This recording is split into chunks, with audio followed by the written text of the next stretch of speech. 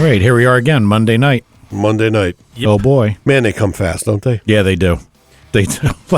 And during the week, I felt pretty good because we kind of had something lined up. Yeah. So I was like, we can relax a little. Yep. No. But it's like tomorrow's Monday. Everything falls apart. Yeah. Hey, we're powering speed. 908-751-0211 as if somebody's going to call in. And somebody's going to like us on Facebook or iTunes, but that'll never happen. Yeah, they do that once in a while. Yeah, and they call in too, right? Yeah. We've actually done pretty well with likes. And it's so it's random. And I mean, I don't even understand any of this shit because you tell me shit. Oh, did you see this? How this is measured on Facebook? I don't fucking know. I mean, it's just such a little part to me. It's because you're a social media misfit. Yes. As opposed to social misfit, which we know one of them too. Sitting across from us. Oh, you mean the other one? The other one. Cause. You had to get a laugh at my turkey, didn't you? Yeah, it was great. That was... I showed my brother, and we had to go through the whole thing about, can he let me come hunt there like one day? I'm like, no, he doesn't want you to kill stuff. Well, let me tell you what was pretty fucked up. I was sitting there, and I was, doing something, like on the computer, and there wasn't any noise, there wasn't anything. And I'm like sitting here, bang. What the fuck? I'm listening, I'm quiet, nothing. Bang, again. And I'm like, whoa, what the fuck? Because now I'm wondering, is there like a big animal up in the attic or something? I'm like, I walk up and here's a stupid turkey. You didn't grab the kimber? No, I didn't have any firearms with me down. I couldn't shoot a turkey anyway. I know. But it was just, if I didn't scare him, I think he would have sat there and done it for a half hour. Well, you know what he was doing. Yeah, he saw his reflection in the mirror. He had his rudder all puffed up and everything. Yeah, he was pretty proud of himself. It was either him or he saw the picture of Fudd in the background. Yeah, it was pretty weird. And he was a pretty big turkey. Yeah, that's nothing, dude. I mean, I guess I'm not a hunter, so I don't know anything about the habits of the wild turkey. Uh-huh. But I guess they gather. Speaking of wild turkey, yeah, I guess they gather up, and then they gather up for the winter. Yep. And then they all separate, they disperse, and then they come back together for the winter again. Could be. Yeah, the meeting turkeys. I don't know. But when, I'll look at the security camera in the back of the shop, and one day there'll be 70 of them. Yeah. Just all hanging around, and some of them are fighting, whacking each other, and jumping on top. I mean, it's just the strangest thing. It's like on a meeting day? Well, I don't know. But I tried to feed them, so I kept throwing bird seed down, figuring that, I got chicken feed. I bought all kinds of shit at Tractor Supply. Some turkey feed? Well, no, I couldn't really find turkey feed, but it was just, I figured they're birds, and they're kind of like big chickens, so I got, chicken stuff. And it's a reasonable assumption. Only thing that happens is the birds come down and eat it, and the turkeys don't touch it. I wonder what turkeys eat. I don't know, but they didn't like the I think they eat corn. What, the pelleted corn? I don't know. I don't know what turkeys eat. The deer corn or whatever? I know I eat turkey. All I know is that this place is like a wildlife preserve. Yep. I've got the camera set up to try to find the coyotes, and since I put all the good ones up, covering the perimeter of where I normally hear them, not a one. Nothing. I can't, they can't see infrared, can they? The coyotes or the cameras? The coyotes. Well, they do have pretty good, better night vision than we do, based on the cones and whatever the hell they have in their eyes. No. I don't think they can see at night, like night vision, like an Army Ranger. And you're sure I can shoot those things? Yeah, oh yeah. If they show up? Oh yeah. Okay. Just making sure. Yep. I'm ready. Good. Locked and loaded. Good. So tonight, we're going to have Anthony Disomma. Who's he? Engine builder guy. Really? So you have a race car or something? Yes. Yeah, I know. A beautiful orange car. One of my favorite cars ever. I went to school with him. Did you really? No, Anthony. Go Tech. Oh, okay. Yeah, because I was like, wait a minute, he didn't go.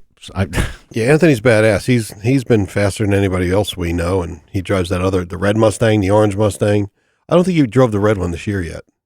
The red one. Is that the Pro Mod thing? Yeah. Or the one that's that the guy over there owns. I can't keep him straight. He said something to me one time. He's like, why'd you put that car up? Why don't you put the other car up? I was like, because I like the orange Mustang. Yeah, and the orange, that is his. That thing, that was done by Tim at Coast. Yep. And that thing just absolutely takes your breath away. Work of art. Yep. Yeah. You get up close on that thing and you look at it and it's just unreal. I can't. That is one beautiful car. Yeah. Well, initially, before he confirmed, because he did confirm at kind of the last second, we're going to, everybody's always wanting highly technical shows. And my idea today was to have a camshaft show. And we were thinking about who to call. And I was going to call you, Mike. Who? You. For me? Bump sticks. Well, you're I saw electronics. you're the smartest cam guy that I know. And electronic accessories? I know a lot of cam guys. Here's a problem. I have what I learned, and over time, things might get, theories and principles might change. They might get proven wrong. There might be a reason that you're doing something, and then further research leads to something else. I mean, but to me, principles of camshafts always remain the same. Yeah. I mean, I would think. Well, I mean, I wasn't going to come at it like you're going to join a pro stock team tomorrow, but I mean, our listeners, I would think, would benefit from your knowledge and the people you've learned from. I mean, Christ, you learn from, Partridge, you learn from your dad, who was, I've always said one of the smartest guys I've ever met. A lot of smart people, Tommy Kling. You were in front of a pretty good group of brain power for quite a while there. Yeah, but like the main thing that I took over, Martino. Yeah, absolutely. I mean, all those guys. Yeah. But the main thing that I took over, probably because it was kind of something I could make my own, was the two-barrel stuff. So I know all about the two-barrel stuff, and I don't know how that translates. And I still have arguments with people over theory and design and why I did what I did and why they don't agree with it, and they use a hillbilly cam still. I mean, I like to think that, as I said, some of my theories of why things work would change over time. And, the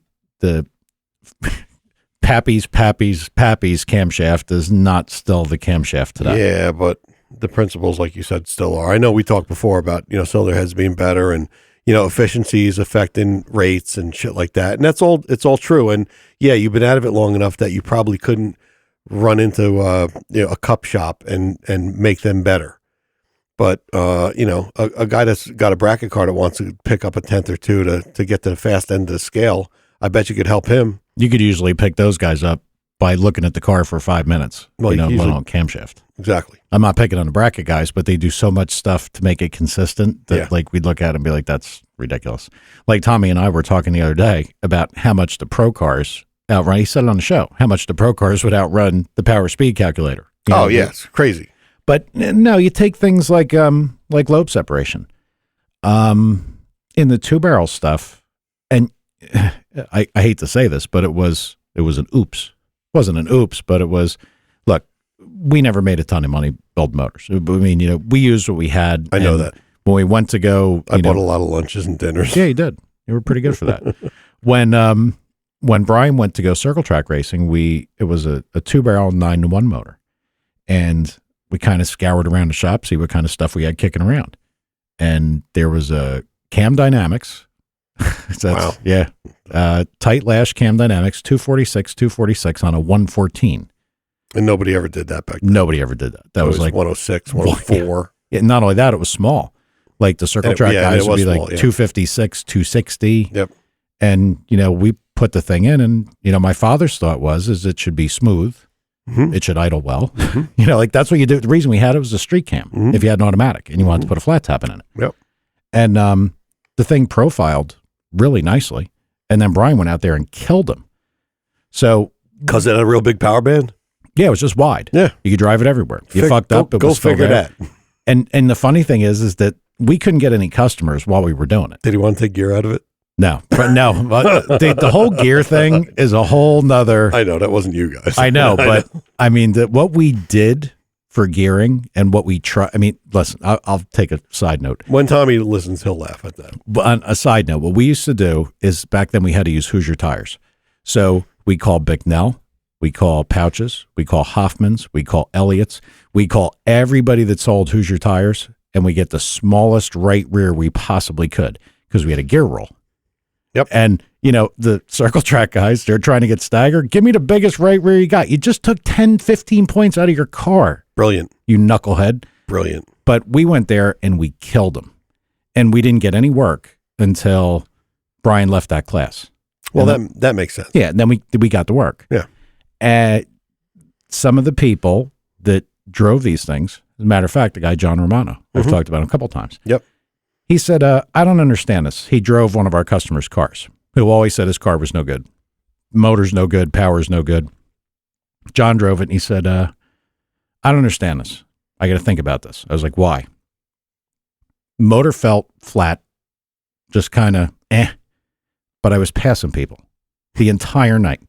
And he's like, and I'm still trying to make sense of it. He's like, my motor comes in and hits like you can't believe. Right, exactly. It's a peak. And he's like, and I'm driving this thing, and I'm like, man, this thing feels like dog shit. And then before I know it, I started 18th, and I'm third in a car I've never driven. Yeah. And he's like, I can't make sense of this. Well, because the power delivery was smooth. Right. And all the all the dyno racers look for that peak number, and you lose the forest for the trees, man. Yeah. Same thing with a drag car. So I mean, like my thought on my 2-barrel stuff always continued with that 114, and we dynoed motors that had like a 106 put in at 100 or 98, Yep. All that dumb shit. They'd make a really great peak number, but they'd make the great peak torque number, and they'd make kind of an okay horsepower number, and there was nothing anywhere else. Right. And you know what? Guys loved that feel because they really thought they should be racing a 2-stroke, I guess. Yes. But so I mean, they couldn't do shit with it. No. And when we get into like camshaft discussions, those are the things that led me down those paths. But I don't know if those paths would carry over into everything else. Well, of course they would. I mean, how could they not? I don't believe so, because a 2-barrel maybe the way the motor profiles, being a motor is important, but the 2-barrel is always under vacuum. Well, wait a minute. Unless you're running something that runs for 300 feet, like a sand drag rail or something like that, I think a peak power engine will beat anything, I'm sorry, a flat power, an average power engine will beat a peak power engine every time. I mean, it just does, unless you have a pro stock type car, that's geared so you're right in that range. Yeah, you're in that range, in that 1500 RPM range. Like, didn't Tommy say something about shifting like 50 too high or 100 too high? To me, that's something ridiculous, unfathomable. Right. Going that fast and saying, "Damn it, I missed a shift by 50 RPM." Right? What? And their window's probably 1800 RPM. Probably. So, I mean, if you could build a motor like that and set the car up like that, of course you have an advantage. But bracket guys don't have that. Well, the way that I looked at it is we had to have enough. We needed a power number that was enough. And then whatever we could do after we had that enough, we'd try to broaden it. Tad? Yeah. Your thoughts? Well None. played. None. Well said, Ted. That's great, Todd. This is dirt stuff. I don't have any. No clue. I know why he doesn't like it. Why? Because he's used to motors without camshafts, because he's really a rotary guy. Yeah, no shit. We'll get into that. I saw that. But so what we try to do is we try to spread the usable RPM range. And when we had when we finally focused in on the best package that we had specifically for the 2-barrel stuff, they'd really run about 2,800 RPM, because peak torque was such a broad, like, fat spot in the curve that peak torque might occur from 4,300 to like 4,800 or 4,900. So if you figured, like, you look at your first good peak torque number and put it all the way up through with the valve train stuff I did, they'd actually, and probably because of the center line, they'd peak over 7,300. And you could turn them 8 and they didn't have a ton of drop off. And then that lets you use more gear, and in the restricted, you need more gear unless you're a circle track guy. Then you take it all out. Gear out, because you can't hook it. But that's, like I said, and I brought up the Z06, like my thing. I think that has a ridiculous centerline camshaft in it, in the 427 motor. I used to know it. I don't remember anymore, but it's numerically a very high centerline. Yeah. And I don't know. They must have done something to try to make it smooth and linear. But my thing, gotta tell you, my thing on the bottom sucks. How far on the bottom? Realistically, talking about it from a circle track perspective, it's not bad when you get to where you need to be.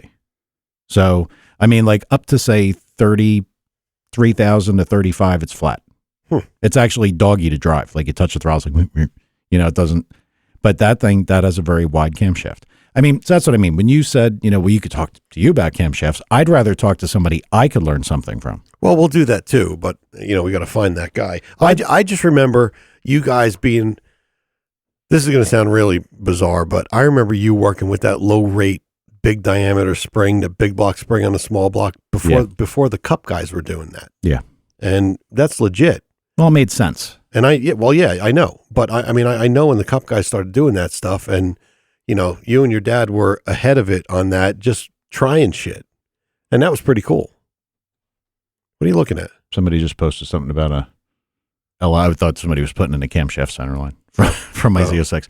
I think it's 120. Well, I mean, all that stuff. And then there's my pile of useless information. All the 842 flat tappet information you could ever want to know. Nose radius, foot radius of the tappet, finish, break-in procedures. Diameter of a dime. Yeah, diameter of a dime. I mean, I can go down the list of all the stupid shit that I know about 842 flat tappets that have virtually, and flat tappet theory has virtually no use anymore. No. I mean, once Cup went away from it, then, anything. Yeah, but cams are still cams.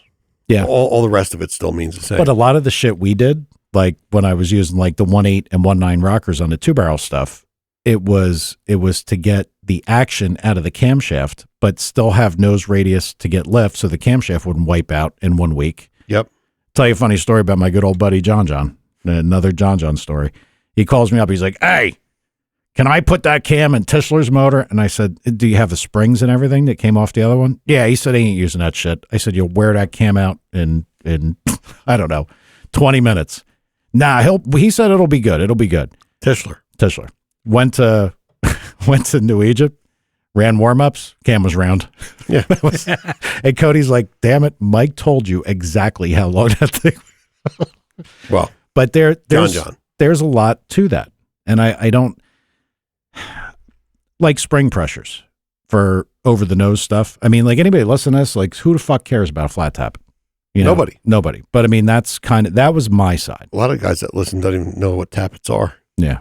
They're all cam over bucket or right. direct acting. True. Where they don't have them at all, right, Todd? I still talk to people and they're always like, "Oh, dude, I got this engine builder over in Somerville." I was like, "What?" Tischler, I was like, don't hate on a guy. Don't hate on Doc Brown. He does. He is him. The first time I ever met the guy, Mike got me ready. He's like, he looks just like Back to the Future. And I walked in and I was almost crying. It was hard to talk to the guy because they kept on thinking of gigawatts and shit. But I'd like to, like, if I know Partridge, I could call him. Maybe he'd come on. The guy that I think I learned a lot about on the flat tappet side, Billy Godbold. Mm-hmm. He was with Comp Cams. I mean, but I haven't followed this stuff in so long. I don't know if he's still there. I don't either. Gordon from Comp Cams. Mm-hmm. There's a lot of these people that I talk to, at length. Yep. And the other guy, Charlie, who made a lot of our basic camshafts from, what the Alzheimer's moment here. Cam Techniques? No. Cam Dynamics? No. Cam Makers Incorporated? Camcraft. Acme? Camcraft, his name is. Yeah. Older guy, has a lot of the masters from Cam Dynamics. How about Danny at Predator?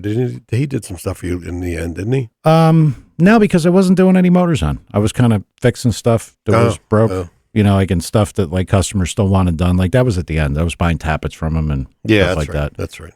But I mean, I to me, camshafts are a discussion that I would never grow tired of because there's so much to it. If people don't really think about it, the amount of variables you have. Oh, didn't you have the hardness problem? They stopped having hard enough tappets and shit like that. You're getting right. Yeah. Well, what happened is I think Billy G's still a comp. Yeah, he was a smart dude, and I think when I talked to him, he was very young. Like I think he was like younger than me. He was a smart guy.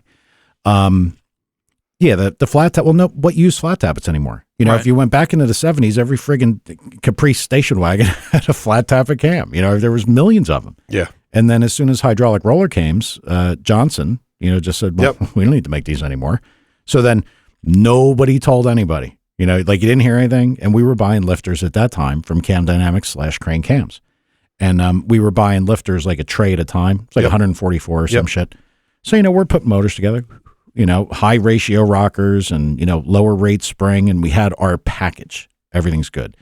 Same braking technique, same taper on a cam, everything the same. And we're just putting lifters in because we know these lifters work. Didn't know about foot, or anything of the lifter. Yep. And all of a sudden we start having things on the dyno burning up camshafts, gone. And then, all that makes a mess. All the shit falls down into the tops of the pistons. The bores get scuffed up. So it's not just put a new cam in it. You could, if you wanted to do it, kind of like a, gas station guy. But, you want to do it right, so you take it apart, you hone it, new rings, put it back together again, another cam. What the fuck? Yep. And then we realized that happened the minute that we opened the new sleeve of lifters. Cam Dynamics, everybody else says, oh, well, you can't use that much ratio. You're doing this wrong. And like, well, how did it work 2 weeks ago? Right. Yeah. Right. And they're like, well, you got lucky. 70 times? Yeah. Come on, guys.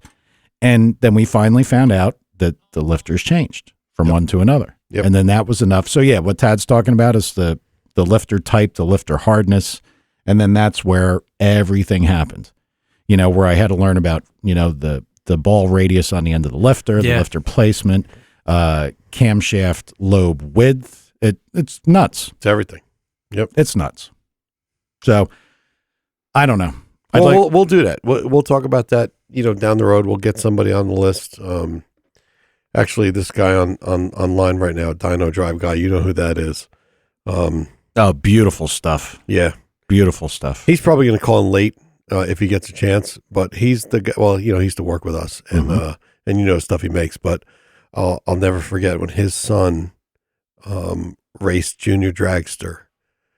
I want to say he built a 4-speed transmission for his junior dragster. Did he really? Yeah. I could picture after seeing what he makes. I could picture. So you hear this junior dragster going down, clicking off gears. It had to be cool as hell. I'm sure he might. I'm sure he has video of it. I'm gonna ask him to send us some video. Was that legal or no? No, it wasn't. No. I think he got bounced. He'll tell the story. I don't remember, but I know he built a trans. Yeah, and I know it was. The thing would click off a bunch of gears. Might have been a 5-speed. I don't remember, but it's cool. Yeah, he cool makes all kinds of amazing stuff for the dynos. Yeah, and I'm sure he does other things, but that's what I know him for. Yeah, and it's I think that's really what he does. Beautiful stuff. Yeah. My God, like if you're ever looking at a dyno, that's like specifically. I think when I looked, when I was aware of his products, it was all Superflow stuff. Well, Superflow and DynoJet are one company now. Yeah, And I don't know that his stuff. It was a 4-speed. He just said, "Yeah, I know it was," and it wasn't legal. It wasn't legal. Well, he didn't say that, but I don't think it was. Well, how could it be? He was the only guy on earth that had a 4-speed. Yeah, and he made it junior himself. Dragster. Yeah. But that's what he does. And DynoJet and I'm sorry, not DynoJet. DTS. Yeah, and Superflow are one company now, so his stuff probably works on both. Yeah, just beautiful stuff, and like. That was all like one of the reasons we wanted to do that is the way that we tested. There's certain things we wanted to know, and we were trying to get the mass down as light as we could, like on the flywheel side and everything else, and and just for speed. But we'll talk all about that stuff. It's not a yeah when he calls in because it's but yeah, what a craftsman, really nice stuff. So we're waiting on our guy. Yeah, when's he supposed to call? Well, he was supposed to call. We are waiting for Anthony Disomma, and hopefully he'll call at some moment. Tad, go in the other room. You might have to call him and believe you're him. Oh, God. All right, so Tad, talk about something. Talk about Tad, what? go. What did you do this weekend? Go. I dropped a valve on my rotary. Yeah, that's right. I saw the picture. I put the picture out. So. I don't understand what the point of that picture was. Me Were neither. you trying to rebel against the fact that you were dubbed the rotary of today? I guess so. It's just the good old. There's no valve in a rotary, so somebody did a good job of implanting one. So there, that was just your Tad try to be funny moment. I could just somebody call else did. Anthony I didn't make it. and be like, "Look, you retard, you're killing me here because we're resorting to Tad talking." We should call him. First time we got to call a guest from the. I hope the phone's working. Hang on, everybody. We're gonna open up the phone system. I learned how to answer it without opening this up. So well, we all got phones. I could call the phone system. No. I guess you could do. Oh, he just said okay. 2 minutes. 2 minutes. Yeah. Busy guy, probably signing autographs. Yeah. And if anybody's got any questions, for Anthony, please feel free to either call in or send them in on the Mixler deal. Chang is on. He's on like religion. We got to have him on just for the fact that I will tell you he is one of the best shit talkers on earth. He really is. He's good, and he's smart enough he could do it with anybody. Does he have a beef with Junior? I don't think they have a beef. They have a rivalry. Yeah, a little bit. Junior's got Junior's got a pretty big fan base, and Junior's got a lot of resource, and Junior's a very, very talented tuner and car builder, and Jeff does everything himself. Like literally, he's got a dishwasher in his garage where he cleans blocks and he hones by himself, and he literally does everything by himself. And he's got a nearly an 8-second Subaru. When I think about people washing parts like in dishwashers and stuff, it reminds me. I remember when I guess it was Safety Clean came in. They were trying to pedal off some aqueous stuff, and I guess it's used now. I guess it's probably accepted. Sure. Listen, give me a big old tank of mineral spirits. I'll deal with whatever comes my way. Well, this is in his garage. I know. So you can still get mineral spirits. I mean, I guess. Odorless, colorless mineral spirits. Yeah, I still have empty drums there. I miss that smell. That's one thing I miss. All right, True. I think we got Anthony. Hang on. I closed a friggin' window. Who control? We need an engineering group here. I would love for somebody to do it instead of me. This is way too much. I have to think and type and everything at the Ted? same time. I'm over here. Yeah, that would be grand. I can't reach over there. You think I've had some fuck ups? How about Kaz? Could he do it? He is listening. Be careful. I see. All right, we have Anthony on. Anthony, you there? Yeah. Well, I made that work. What's up, Ant? What's happening, guys? Well, we got a lot of people listening. We've in the recent past have had a lot of people ask for you. People want to know what's going on in the outlaw racing world, and you're pretty in it, right? Yeah, try to be. All right. Well, talk, man. Yeah, thanks, No. Ant. Yeah. Now hold Thanks, on. Colin. Before we get started, I got to get a little shit talking at my own out of the way. Now listen, knucklehead, I texted you. You're going to be on Monday? Silence. And I said to Tom, I said, I haven't heard from Anthony on what he's doing. And then all of a sudden, Tom's like, I talked to Anthony. He's coming on. What the fuck, dude? We called. I'm old. You're younger than me. I'm technically, declined. Yeah. Got it. Sometimes I don't get them till late, but I forgot you're like me. You go to bed never. So No, I actually go to bed pretty early. Well, I've been up later and later. Yeah, watching Grey's Anatomy. Great. But anyway, sorry about that. Says the guy who wears a scarf. Oh, Anthony. it's the wintertime you're wearing it. Yeah, he was. Not today. it's the ascot. for It's that. hot. Yeah, now wait a second. Time for Tom's turning a barrel. He's wearing a Batman shirt. It's true. That's pretty bad, dude. All right. That looks like a rather well-worn one, too. Anthony, Yo, the first thing I want to get into, when you were on last time, we talked about that I am the guy that would blow a number out of the water just because I could. I guess cut your nose off to spite your face. And you kind of thought it's easy to just, kind of play nice and be fair. I got to ask you, how's that working out? no, it's definitely. You kind of don't want to. You don't want to. You could say you don't want to sandbag because then it's bad for a class. But you don't want to just go out there and we did both, so I can't really say we didn't really sandbag. We So they both suck. happened. They both suck. You can't win for losing. You can't win for winning. Exactly. You go real fast and everybody hates you, and then you sandbag, everybody hates you, and then, you can't. Yeah, like you said, you can't win. Well, let me ask you a question. I don't know how much you want to talk about this, but let's just say we're talking about a theoretical rule change that applies to one particular class or gentleman that's gone fast, done his job, essentially, He's gone killing fast. killing everybody. Yeah. Yeah. Basically, you get penalized for doing your homework. The same things happen with, us with the Pro Mod, the Brooders with, X275. And then you do good, you do your homework, and then no one else wants to do the homework. They just want to show up to the race. Yeah. Yeah. And then this is And they don't see that. We're always working on the cars. turning into everybody gets a trophy. In everything. Exactly. In everything. It sucks. It does suck. And I don't know why, especially like in PDRA and the outlaw stuff, I don't know why they care because I don't think people get sick of somebody. It's not like the days of Bob Glidden where everybody hated him because he won every round, and then Warren Johnson.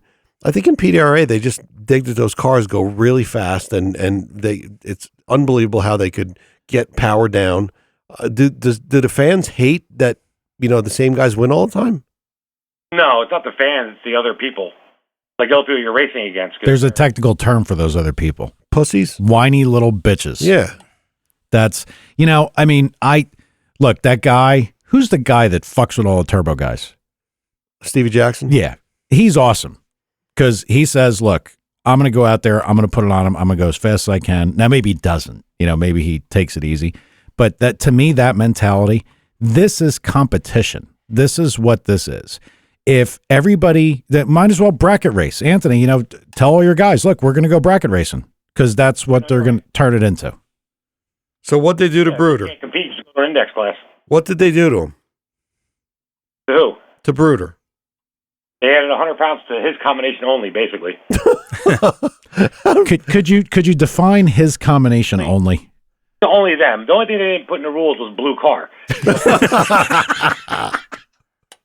They're the only ones that have that combination. So why doesn't he just paint his car? Oh, they didn't put it in. Sorry, my bad. Well, what exactly is the combination? I mean, tell me, just so everybody understands, what did they do to actually get this focused on the roll? It was, I'm sorry, well, it's a small block, alcohol, basically, with a small turbo. And how many people did this affect other than him? It didn't affect anybody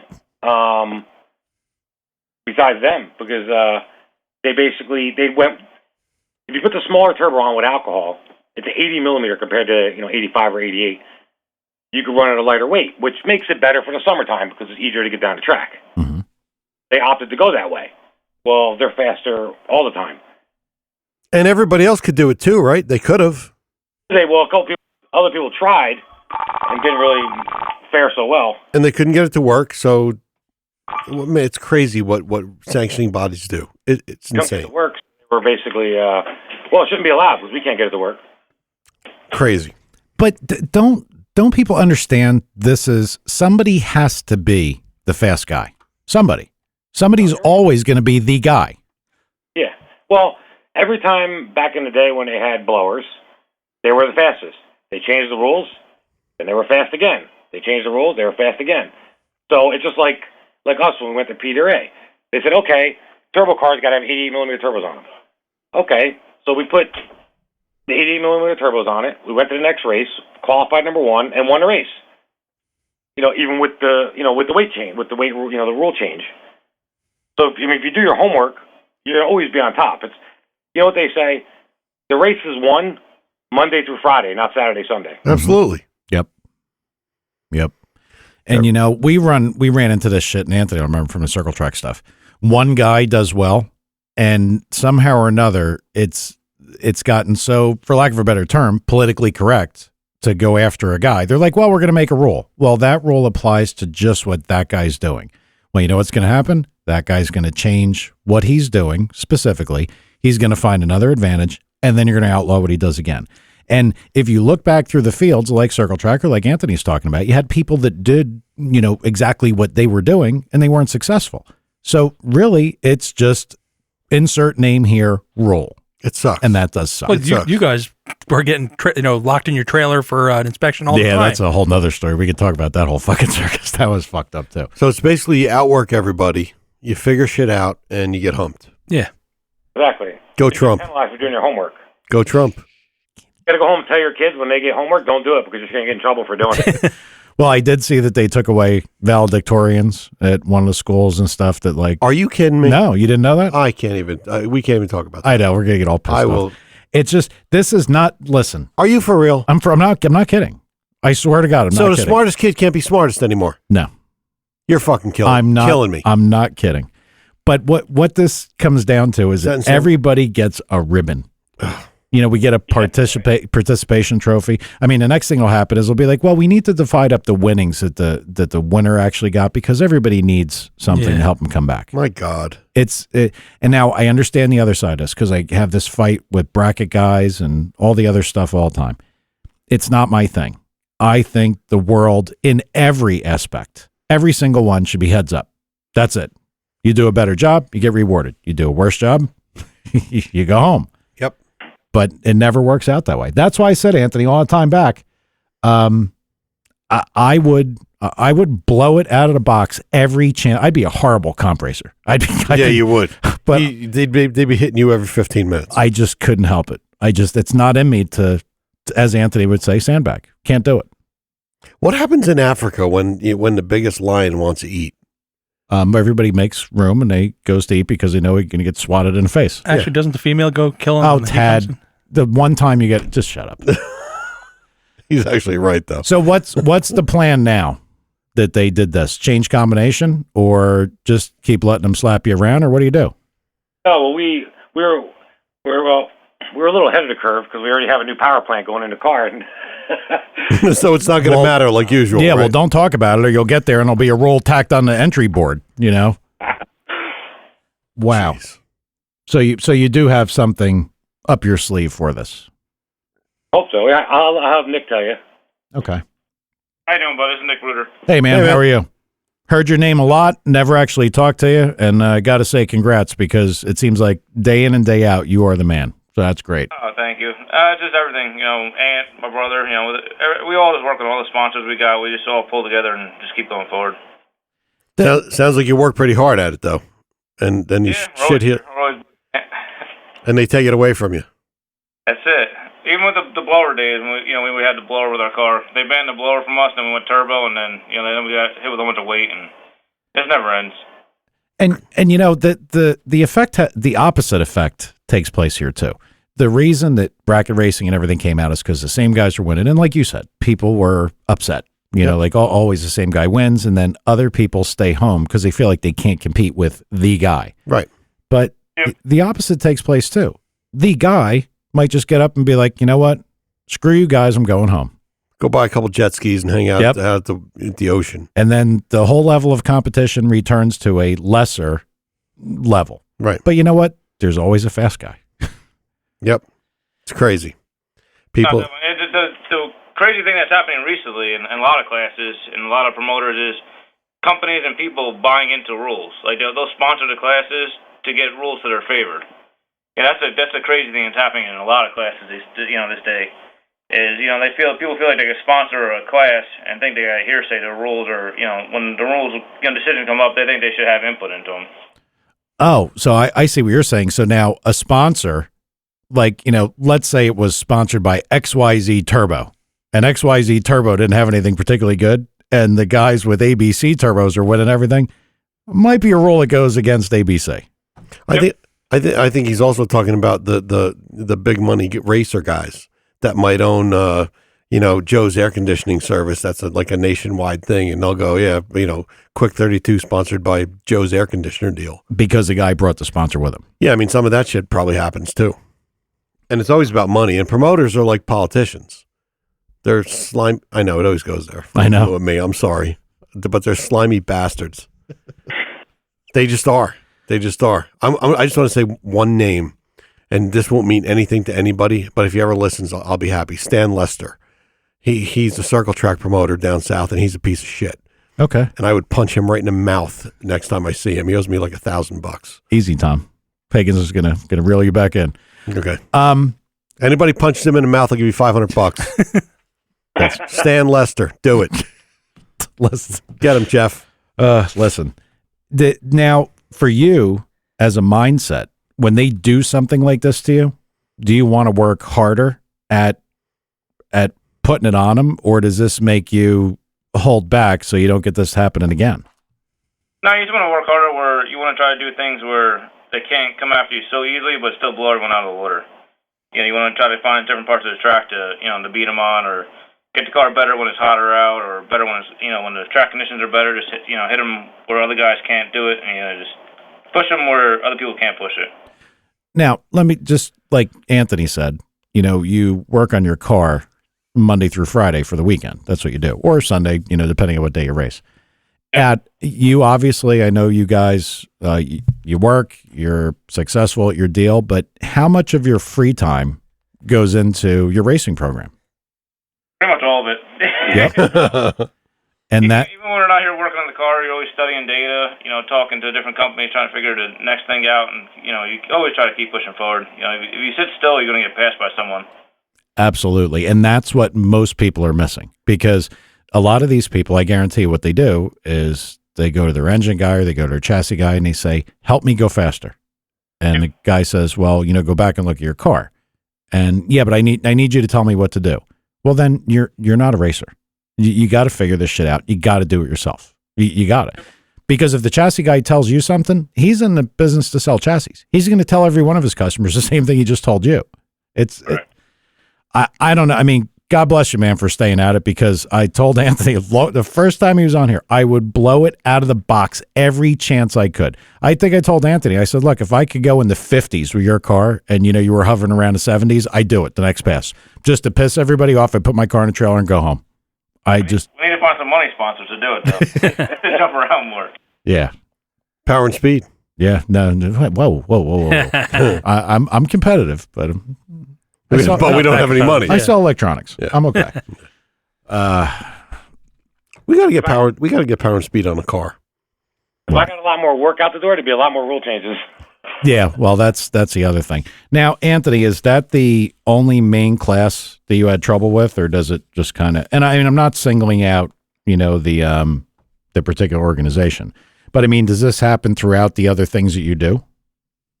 Well, really, we only do those two major classes. I mean, no, in 10.5 we're fast. I mean, all our cars, we're not the fastest in 10.5, but all our customers are fast. 275. I don't have anything in radial yet. An outlaw radial. But it seems to be everything that we work on. We seem to climb to the top. And that's how it should be. Be. It's a lot of work. Like nobody sees it. Everybody gets mad at you, but it's a lot of work. Like Nick said, you're always studying data. You're thinking what to change. You're thinking this. You're thinking that. How can I make it better? It's never good enough. That's my problem. I should just be like, yeah, it's good enough. There's a guy listening, and I'm not going to single him out. And Tom, just let him go. I know you'd love to jump right on him, but there's a friend of mine who just personifies it's good enough. It's good enough. It's good enough. So I hope he's paying attention to what a racer says, because if like when we were winning all the circle track stuff with the two barrel stuff, I remember I went to Billy Pouches and I was like, I got a problem. The car does this. He's like, didn't you win last weekend? I'm like, yeah. Didn't you win a weekend before? I was like, yeah. And a weekend before that? Yeah. Didn't you win all your heat races? Yeah. Then what the fuck are you asking me anything for? Good enough. And I said, because it's never good enough. Never. No, because if you, like we were saying, if you stay there, yeah, you might be the fastest now, but in 2 weeks you're not anymore because someone else figured it out. Mm-hmm. You got to catch them. So you just stay on top of it and never let them catch you. It's all you can do. I mean, this is racing. This is not, something where you're graded on style or anything stupid where it's subjective. It's like hot air balloons. Yeah, it's drifting. Yeah, drifting. Yeah, exact. Don't even get me started. That's like figure skating. Figure skating with cars. With cars. Absolutely. I'm not. I got to be careful because I'll say a lot of shit that I shouldn't say. Yeah. I would like to think that racing is still the purest form of who can go the fastest. It's specifically drag racing. That is you. Isn't that the definition of it? No, but I mean like circle track stuff and the Formula One stuff. Like you talk about all that stupid shit. Alan talks about it. Like the Formula, amazing. Don't get me wrong. But there's so much going on there. Drag racing is point A to point B. It's over in this amount of time. That's it. Did you see they had the oh yeah, we posted it, the closest top fuel race ever. Yeah. That was crazy. Yeah. That was literally crazy. 4 digits, man. 4 decimal places. Like, wow. Yeah. So Anthony, I gotta ask you this. Why did the orange car come back? What happened with that? I used to race that Camaro for Punisher Racing, and those partners in the car, they had the other day, whatever, they decided to go their own ways or whatever.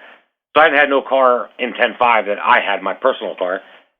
So I ended up just bringing it back out, to compete in that class again, because you got to be in the class to sell stuff. If you disappear, people forget. You're away from it. You kind of out of sight, out of mind. Like who's TK? Yeah. Weren't you going to ask him a question about turbos? Well, we got a question from a listener. We actually have listeners in Australia, believe it or not. Okay. And a guy wants to know if the turbos have to turn backwards in Australia.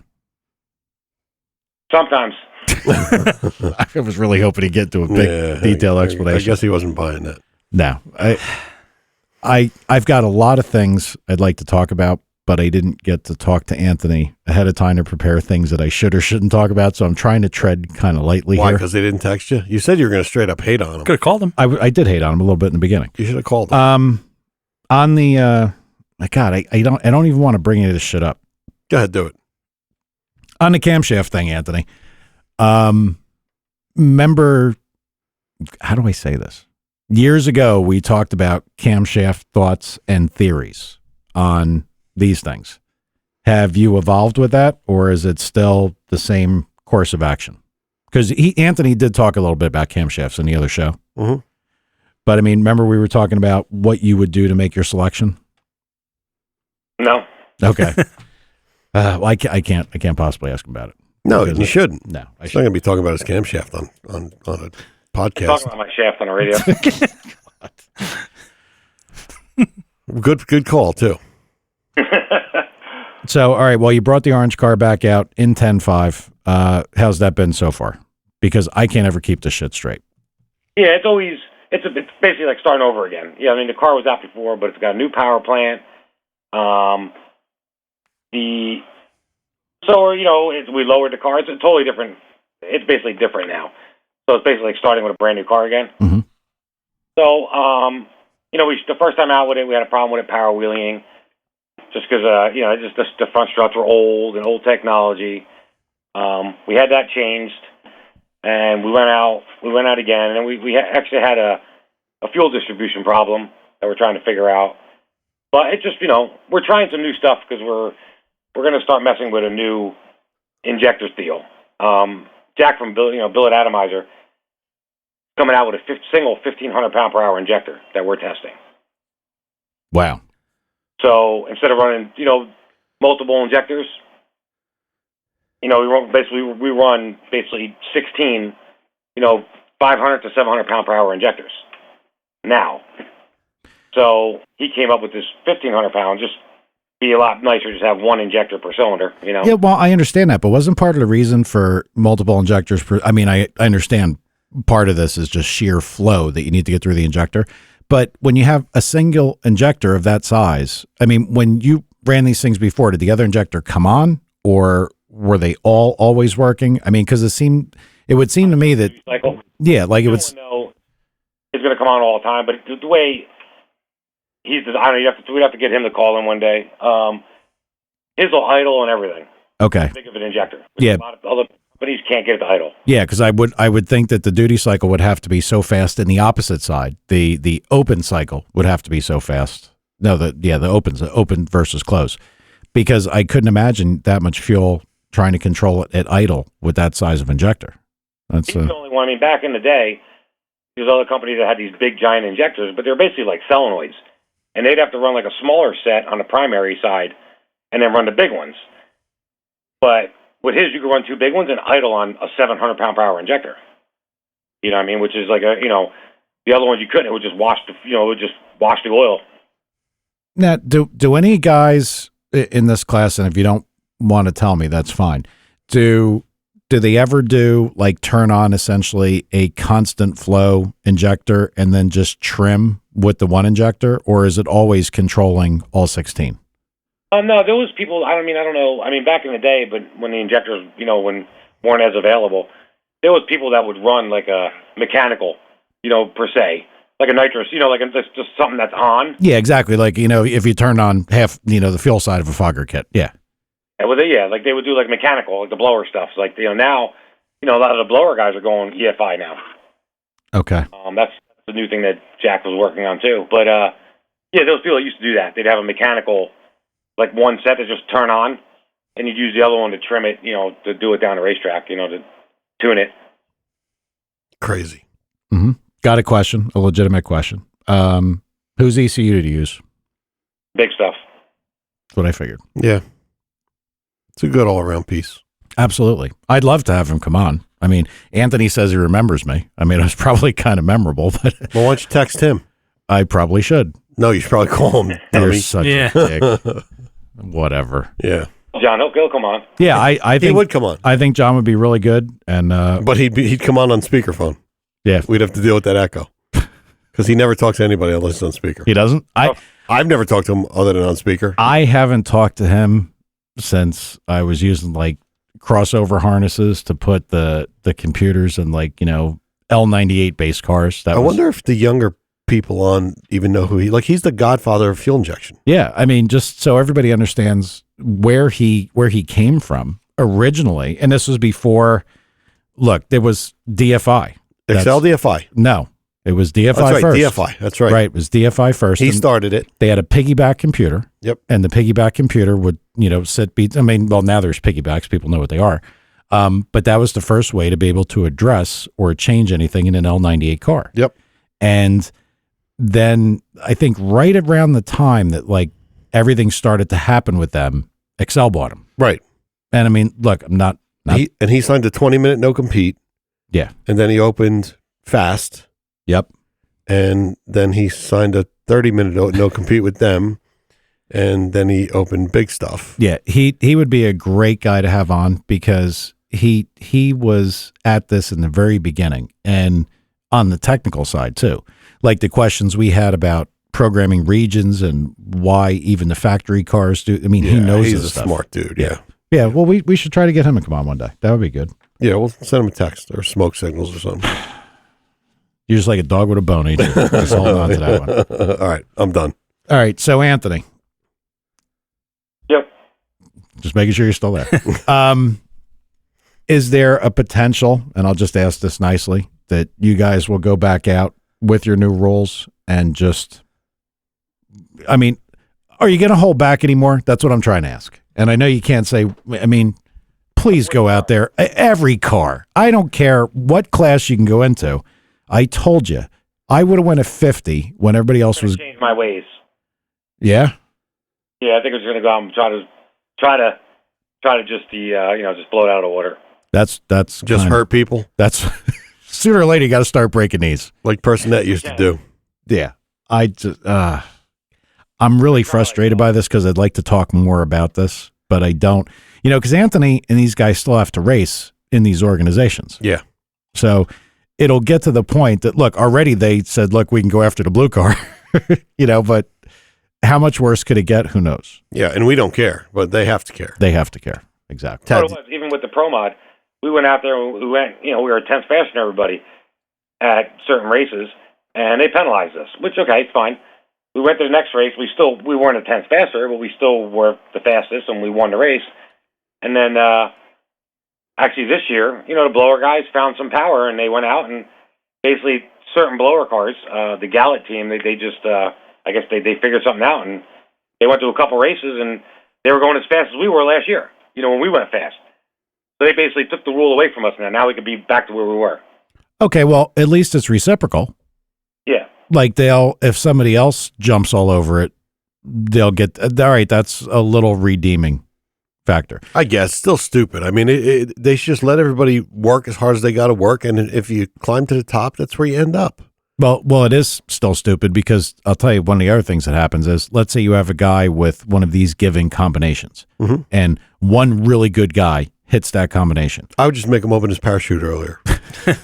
Put a little button on a tower. Yeah, I mean, that would work, right? But seriously, if there's one combination that people are using, and that this combination, like let's say we've got 20 guys that barely qualify, they're having fun, they're just going, and you got one guy with that combination who's killing it.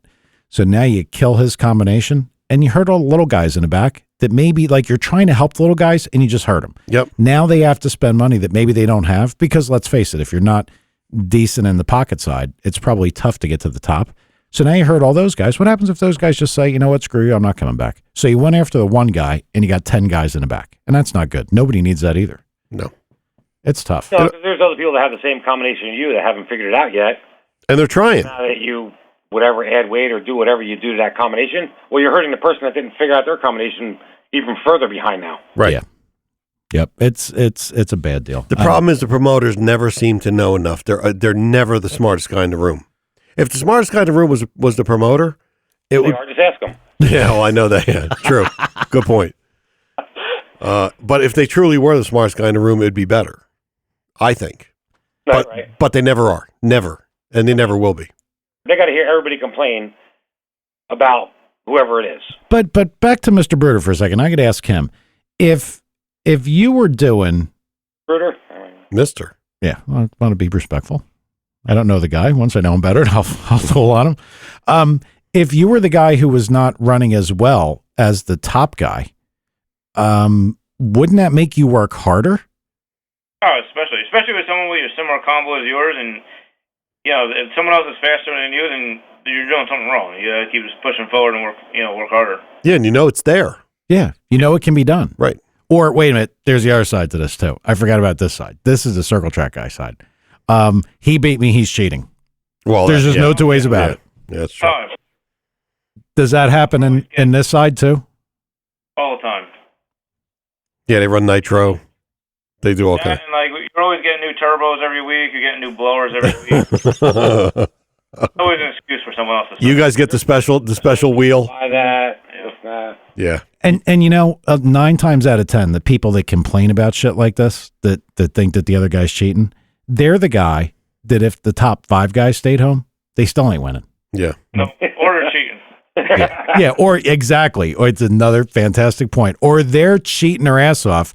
So the reason that they're so sure the guy who's actually doing well is cheating is because I'm cheating, and you know how much I'm cheating. Yeah, and right. this guy's still beating me. He's Right. got to really be cheating. Yeah. Just shows them how lost they are. That's the sad part. Blow it out of the box, guys. Yeah. That's what I would do. Absolutely. And I would think, honestly, you get work and respect from that anyway. Yep. Agreed. Tad, what do you got? Oh, what? The bat signal here. Oh, What? sorry. Tad was sleeping. Oh, sleeping. All right, so Anthony, what do you got new? What's exciting? Nothing. Just trying to get everything done. We got new combination. We're going to try to go with Saud's car with the Pro Mod. We're going to try to go Pro Extreme with it. He wants to do that. We had a bunch of weight taken out of the car and updated the motor, so it should be better now. It was good before, but we found some power there. Now, I want to pretend that I don't know anything about these classes, but what is... Because you don't. Yeah, I know. I know. There's 1,000 of them, dude. I can't ever keep it all straight. I had a hard enough time what I got to do. What's the difference from where you were to where you're going? Pro Boost is basically almost like NHRA. Well, it's closer to NHRA. Basically, I'm trying to think. I think NHRA is 2650. NHRA is 88s only, 41. and 41 pounds of boost restricted. 2650 anyway. But Pro Boost, our class was 2550. You're allowed 94 millimeter turbos, and you're not boost restricted. And they make like 56 pounds maxed out. Okay. Turbos. Pro Extreme is basically you're allowed 102s, 102 millimeter turbos, and you're allowed to be the minimum weight is 2275. And is that That's all? really the only difference Is that all turbos or no? in the turbo stuff. No, in Pro Extreme there's screw blowers. In Pro Boost you're only allowed a roots blower. Okay, but you are running against. See, the reason I'm asking this is because, quite frankly, that Stevie Jackson guy cracks me up, and I'd love. I mean, when I hear people, saying that oh, that guy's sandbagging, that guy's doing that. To me, what would motivate me is if that guy was talking shit about me, or like the guy's like, oh, well, you got a blower car, let me draw you a little picture. I would want to put it on him so bad. Yeah. He's good though. That's the problem. He can talk all that crap and shit, but he backs it up with it. He lost the PDA race. Yeah, he does walk the walk, but Yeah. and everybody loses. Yeah, But, you lose from. but he wins a lot. He's funny. Yeah. Well, Anthony, tell everybody how they can get in touch with you if they want to get a motor that they could make everybody else look stupid, because that's really what it comes down to. Yeah. Well, just Disomma Racing Engines, 908-757-6937. If you want to win, that's where you got to be. That's for sure. Got a website? Oh, yeah. DisommaRacing.com. Facebook? No. I could fuck with him for like a half an hour and he'd keep answering Fax questions. machine. So we know. Don't text the guy because he's not going to answer. Yes. You got to call him. You got to call him. You mean? You can. I mean, honestly, Anthony, it would be good for you to come up here And if you want to bring, the Brooder guys, I mean, feel free. I mean, we'd have a blast. Have them sit in here? Yeah. Oh my God. We'd have fun. That would be fun. The other thing, Anthony, it's unfortunate because I know, like Tom said, smoke signal. I didn't reach out to you properly. Bad signal. If we promote this, ahead of time, you actually will get a lot of people listening. People will call in with questions if you don't mind answering that. But I mean, like I said, we got a lot of people too. We could get the call in. I mean, you could, like I said, Jack from Billet Atomizer, Marty. We get Stevie Jackson to call too. All right, well, let's do it. He cracked me up when I saw that first turbocharged thing. I laughed my ass off. But then you know what happened? See, this is what I'm a turbo guy, and I was laughing. I know, but this is what people are missing today. When I see shit like that and I see somebody talking shit about somebody else, It's great. I want to beat him. Yeah. I mean, it drives me to want to beat him. That's why he does it. He's a showman. He's good at what he does, and yeah, it's all good. I don't know who that is, but I guess we should take that call. Ant, we appreciate having you, man, and everybody out there. Like he said, if you want to win, he's the guy you got to go to for a motor. And it's hard for me because I've known Anthony for so long. I mean, I met him back, and I remember he corrected me last time. It was a Ventura that he was working on. Yeah. Yep. It's been that long, and I can tell you that there ain't a harder working guy out there. No doubt. I mean, to find what you need, no doubt. So call him up and spend some money. All right, Ant. Thanks, man. See ya. Thanks, buddy. dude. Later. See you, Nick. See you, Nick. I would love to have the Brooder guys on here because I know that they're. Oh, it'd be hilarious. And I would love. Now I'm going to start following this just to see if they blow it out of water every chance. Well, they get. actually, they probably get Stevie Jackson to come on too, and it'd be fun. It would be a lot of fun. Maybe we can get Phil Schuler on. Doesn't Crunch know him? I think he does. Hang on a minute. Hey, buddy, you're on the air. Hey, how are you guys? I'm right. How are you? What do you got? I'll keep it short and sweet. Sure. Been a while, basically ever since you guys had Don on. I'm originally from Toledo and saw you guys, on his Facebook or Accelerated's Facebook. Oh, Somerton. Okay. Yep. Mhm. Yep. Yep. Been to the shop quite a few times. Grew up there. Ran around with those guys a little bit, and it's good to see them getting bigger, better, all that fun stuff. Yeah, Don does some good stuff. Yeah, definitely. They're a good group of guys up there. But was an episode or two behind, actually, and started downloading it and saw your number and figured, what the heck, give you guys a call. Cool. No, it is always good. And, we encourage people to call in because, and we've said it a million times before, this is a podcast. You know what I mean? So it's made to be downloaded. And I don't think there's a lot of other ones that do what we're doing and try to do it live and it's like a hybrid or between radio and podcast. Yeah, and we get a lot of listeners, which is pretty cool. Yeah. I mean, half of our, and you have to excuse us, half of our problem is we, like Tom said, all of a sudden Monday's here or it's Sunday night and we're like, who the fuck's going to be on the show? And then by the time you push it out there, people have 5 minutes to see it on Facebook. Yeah. And then it's too late. And tonight it's you. What's PQ Corporation? What do you do? I work in specialty engineered glass materials.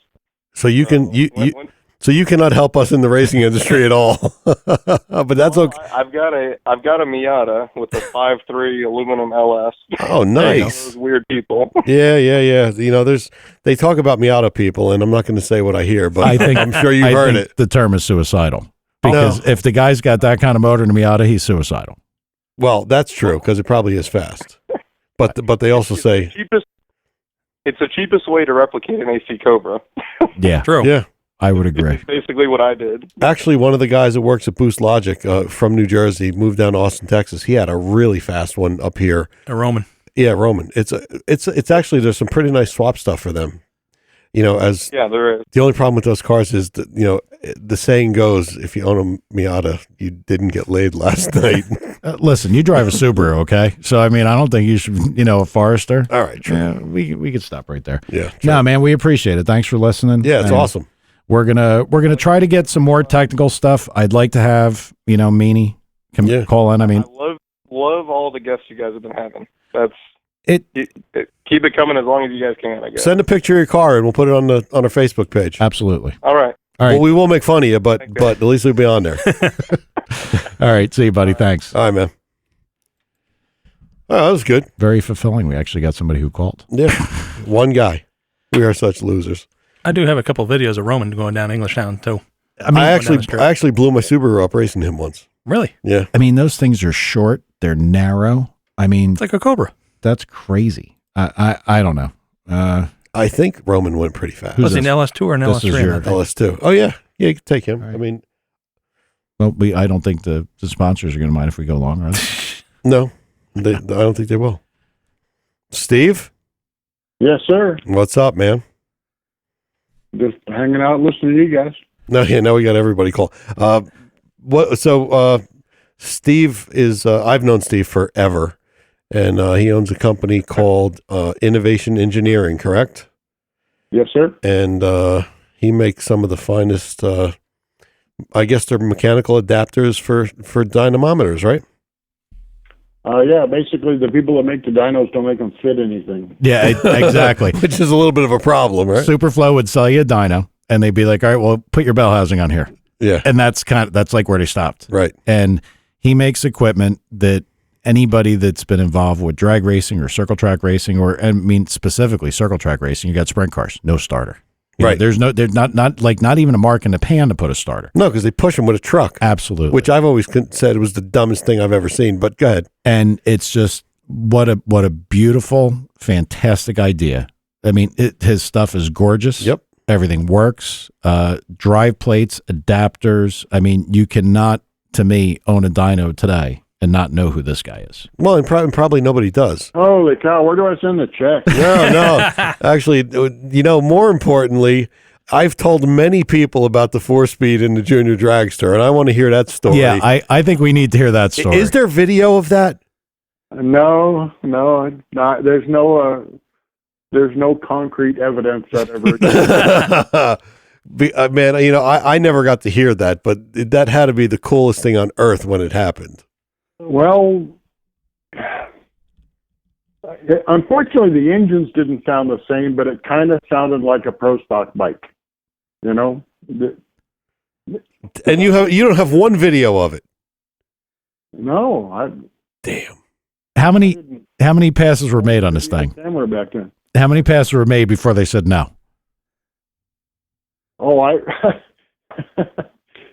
what I did was after I came up with it, I built a 2-speed version and took it to Indy to the nationals. Those went the third year they had the nationals at Indy, and NHRA had hired some former school principal to be the president of the Junior Drag Racing League. And So he knew a lot. this guy, yeah, exactly. And so I managed to get the guy in my trailer and show him the 2-speed. And I was really surprised because I'm, talking about this thing like he's just, as knowledgeable as I am. And I get all done and all the guy says is, okay, so we got a 16-year-old kid that's obviously got a car that back then, I think the limit was 890 was the quickest you could go. Yep. And he said, so we got a 16-year-old kid and he weighs, 160 pounds or something. Well, the 890 deal, you can be 12 or 13 and go that fast. So he's got to race a kid that weighs 2/3 his weight, and they all moan and groan because those guys, run faster out of the hole. And I'm going, yeah. He said, would this even out the playing field? And I said, yes, absolutely, because what they run mile an hour that's how much horsepower they have. Yep. And the only way you change anything is to change ET by getting optimum gearing in the thing. I mean, I was around back in the modified days. Remember those? Yeah. Yep. And basically, you went to the racetrack and made a pass, and if the car ran the mile an hour that it should run, you started throwing gears at it, trying to, get it as quick as it could be given the track conditions in the air that weekend. And so I said, that's what we need to do with this. We're limited on horsepower, and yet you don't have a lot of weight there. I mean, compared to a race car, especially. But he said, oh, he got all excited and he said, can I take this back to headquarters of NHRA and show it to the tech guy? And I said, absolutely. And he took it with him and didn't call me. And I finally got a hold of him a couple of weeks later and said, what's going on? And he said, well, our tech guy's a Division 7 tech guy. And as soon as he said that, I went, you know. And he said, they're not going to go in this direction. And I said, can you tell me what their reasoning was? And he said, they don't want to come out with any new products that are going to add to the cost of junior drag racing. They're already seeing it get out of hand.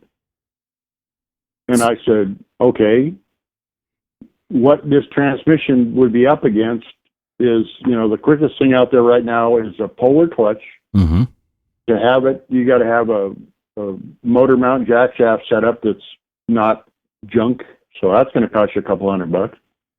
The polar clutch is going to cost you $850, and then you're either going to send it to somebody to tune it up, or you're going to buy a whole bunch of parts if you're lucky enough to find out how to tune it up yourself. But you're going to have well past $1,000 in the clutch, and I can sell this thing for $450 out the door. There you go. Smartest guy in the room is running a racetrack. Smartest guys. Well,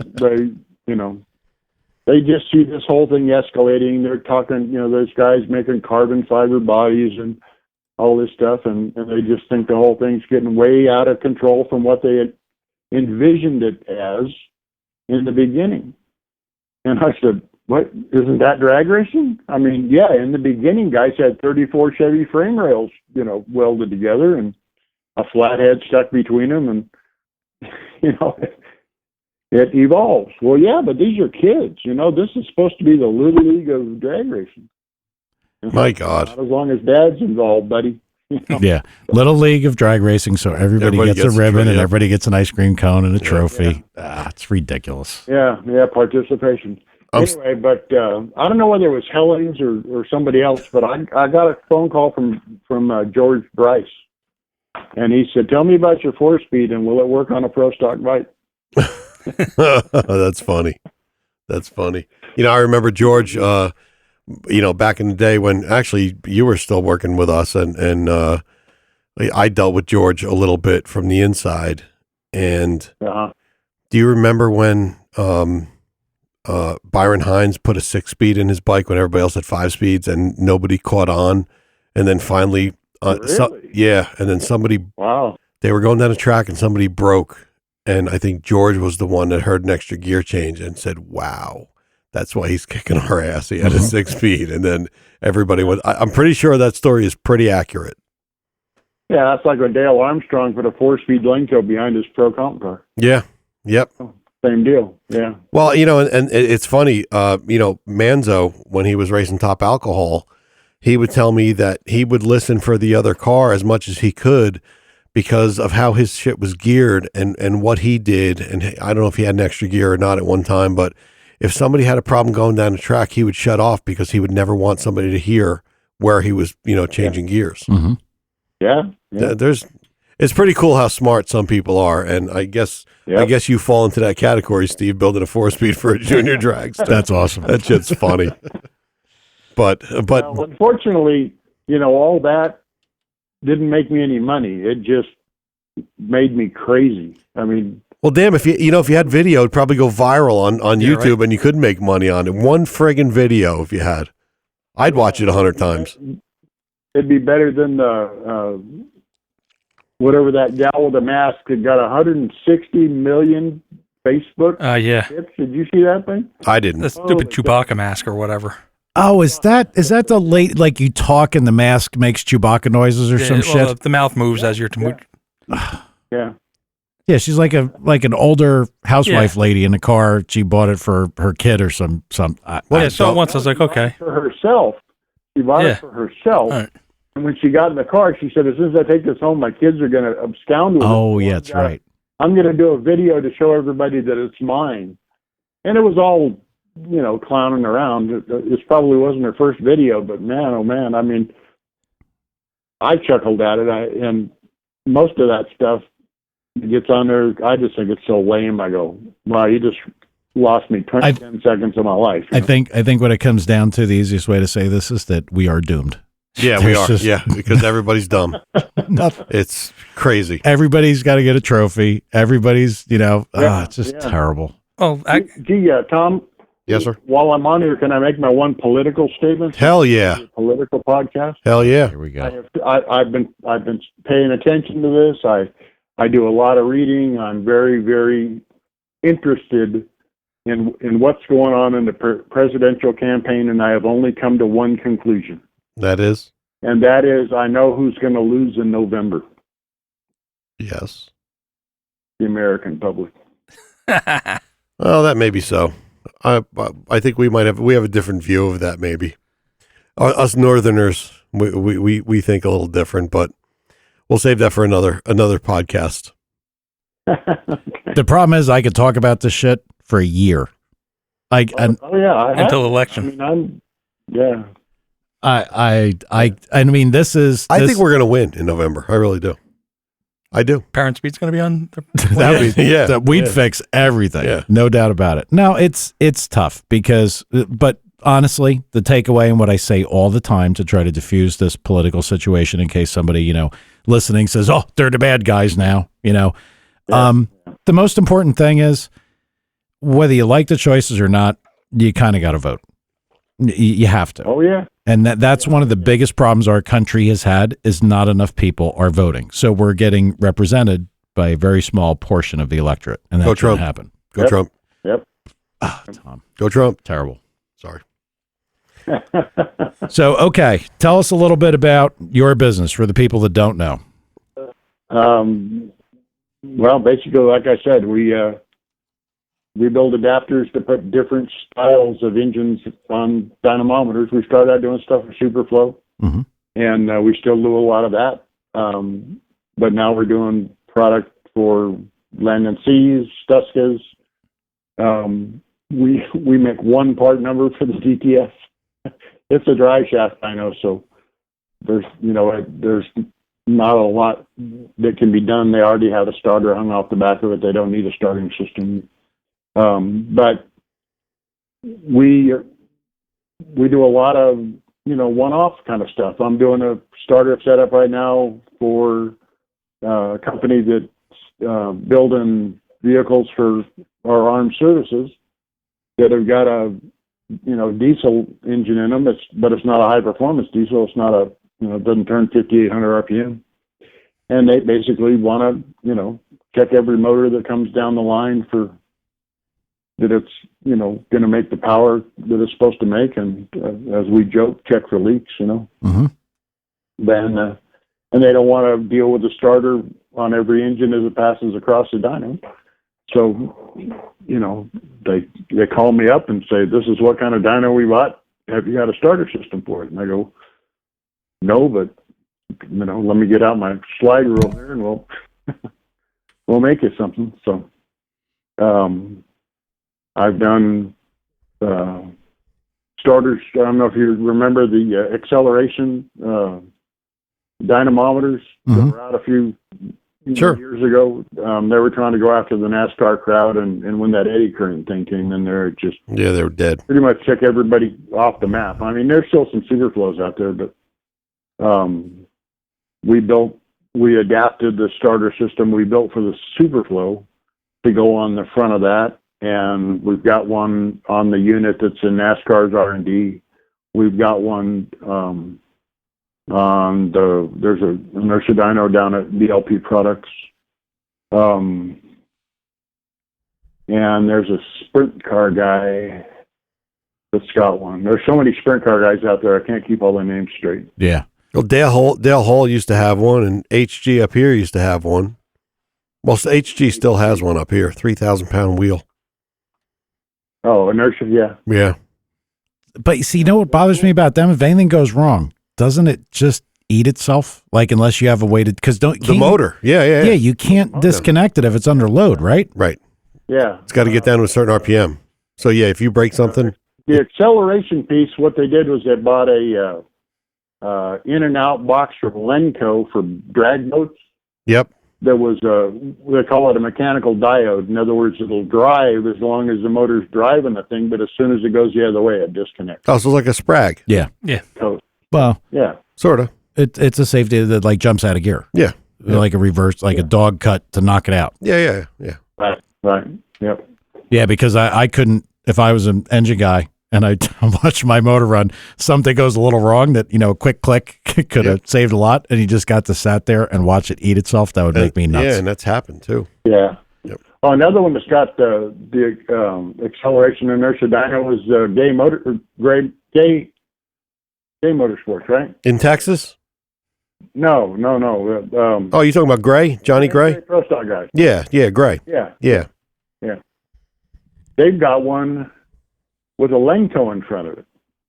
So does Kazi, right? Well, Kazi's got a Superflow with a Lenco, doesn't he? Kazi did one. We modified the Superflow to get a shaft coming out the back of it. Yep.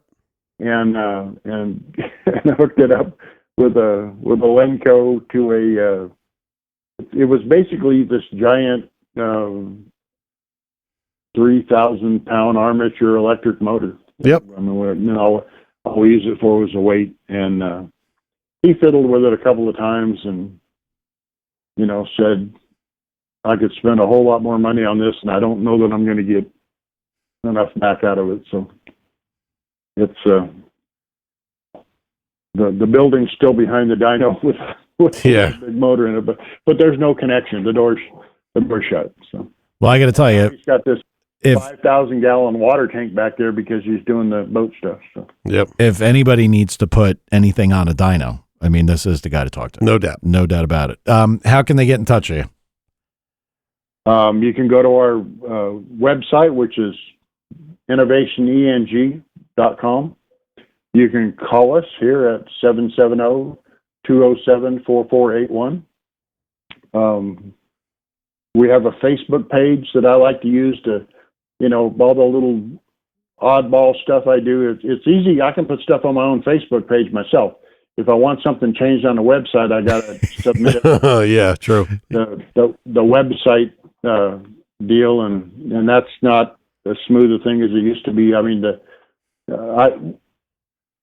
gal that did my website 2 decades ago was great, and I loved her, and unfortunately she had an aneurysm and passed away a few years ago. Ooh. And her husband's tried to kind of keep the thing going, but it's not his thing, and he's in a different industry, and tries to come home at night and make changes and that kind of stuff, and I just haven't bugged him. I haven't tried to, because I really need to go in there and totally redo it. It looks like I'm in the Stone Age or something, but at least the information is there to get people started and kind of explain what we do, and all I need to get them on the phone anyway. I mean, this is not some kind of it's not Summit Racing order. Yeah, exactly. Yeah. It is not where I could be hands off and wait for the computer to tell me somebody ordered a 5070 or something. So. Yeah. And, go there and you can look, he's got, dry plates, starting systems, all that stuff. I mean, we make adapters to adapt marine engines to the dyno. The sprint car engines you were talking about, the sprint car deal, that thing's evolved 4 times since I built the first one. Yeah, because it wasn't, and you got the late model deal where the header have to come over, so you need a longer box. We make a long box, so if you got over the bell housing headers, we make a long box with a shaft in it, so if you want to do the Burt or Brin type transmission setup, you can put the oil pump back there and drive it and still have a sprung hub dry plate. The trouble with the Burt and the Brin stuff is all it's direct drive, and that's the worst thing you can do on a dyno, is just not have some kind of dampening device. So. Yep, get all kinds of strange numbers. Been down that road. Got all that worked out. We build the marine and the sprint car unit for the land and sea dynos. What I was trying to say was the sprint car unit has evolved. Our new pro sprint car unit, you literally put the motor on the dyno exactly the way it's going to go in the sprint car. Mm-hmm. Cool. I mean, motor plate, you put a hub on the back of the crank instead of the knuckle joint like it would go in the car, and it actually bolts up on the torque tube pattern that it would be in the car. So And a push truck pulls up to the back of the building. Drags your dyno around. Yeah. Is the damper section built into the box? Is that how that works? yeah, that's how I did it. Is I put the dampener on the flywheel. That's what I always wanted. Section of it. Yeah. It's exactly what I wanted. Yeah. But yeah, too late now. Now, Too late. now I sell electronics. Yeah, you gave your dyno away. All right. Well, hey, Steve, thanks for calling. We appreciate you, thinking of us and coming on. And maybe we'll do it again. We got more time. Pitch, Yep. Okay. And I'll let you know where to send a check. How about I send you a picture of my kid's junior dragster doing a wheelie? Do it. Absolutely. Do it. I have that. All Okay. right. Thank you, Steve. I bogus it, Good talking to you, Ted. All right, man. Thanks, Steve. See ya. Thanks. Bye. Beautiful stuff, dude. Yeah. I mean, it's hard for me, but that's not like I'm trying to blow the guy, but No, beautiful It stuff. is real nice stuff. There's Jeff Hester. Sorry, Jeff. I've just. Yeah. Jeff, we're out of time, buddy. You got 30 seconds. But I will say this. Let me introduce Jeff. The people don't know. Fireman Jeff. He has a SS. He does. And I've got this straight. I haven't said Impala once. Did a LSA conversion, and he's finally got some numbers getting better and better. How fast you go now, buddy? 11:59. Nice. What kind of mile an hour, and what does it weigh? Still around 119, and it weighs 4360. Oh my God! Full tank gas me in it. Wow. Nice. Yeah, heavyweight. On a side note, Aaron on the message board there asked how far the reach has gone with listeners, and I would have to say it's him. He's in Australia. Yeah. We got the UK too now. Yeah, UK. we got everybody. We got Dubai. We got. UK is a little closer than Australia is. Well, listen, and I might have brought this up before. You are talking to the most geographically challenged motherfucker on the planet. Well, I don't know where anything is. Australia is far, but I think we got one guy that is from Mars that listens, and we call him Alan. See, this is what happened. Right to Alan, right to FUD again. Yeah. Yeah, no, we've reached, probably just about anywhere that there's cars and people messing with them. And it's tough because culturally, now, I'll say this real quick to the Australian guy that listens, and I don't know who it is. Isn't the Small Tire Mafia Facebook page or something from over there? I couldn't tell you. Well, they've got all kinds of crazy cars that I've never seen. And they got some pretty neat shit on there. Yep. So go check that out on Facebook. Yep, they do. All right, Jeff, did you get tuned or not yet? Not yet. I went to Rochester yesterday to meet up with New Era Performance, just to, talk. But I never did get in touch with them. I was at a place called STM. They're fabricators out in Rochester. Yeah. They build Subarus and Mitsubishis out there. All right. Well, like I said, when I have the HP tuners deal, so if you get a tune from that guy and you gotta use my deal to put it in, come on up here and we'll do it. No problem. Okay, sounds good to me. All right, man. All right, brother. Thanks for calling. Guys. See ya. Yes, sir. Bye-bye. Bye-bye. Good dude. Another guy I've known forever. Forever and ever and ever. STM, he was at a good place. We know them guys. We just did a set of Mitsu pistons for them to make crazy horsepower. Okay. 300 horsepower hole. Let's end the show on a positive note. Tad, what do you got? That's it. Good night, folks. God, Tad. Tad, good job tonight, man. Yeah, it was. I wonder what the word count was. I might actually have to go back and count. Come on. Bat signal, man. Yeah, he made fun of my bat shirt. True. So true. All right. Well, we'll be back next week. Hopefully, we'll have a guest lined up and we'll publicize it a little better than we did. Maybe John Meany. You never know. Never know. That'd be nice. See ya.